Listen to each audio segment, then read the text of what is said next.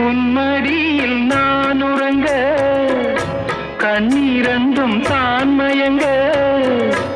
என்ன தவம் செய்தேனோ என்னவென்று சொல்வேனோ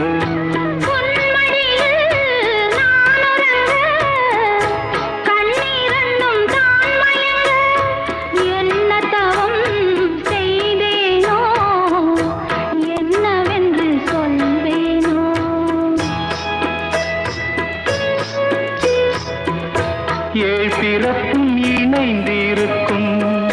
சொந்தம் இந்த சொந்தமம்மா வாழ்விருக்கும் நாள் வரைக்கும் தஞ்சமுந்தன் நெஞ்சமம்மா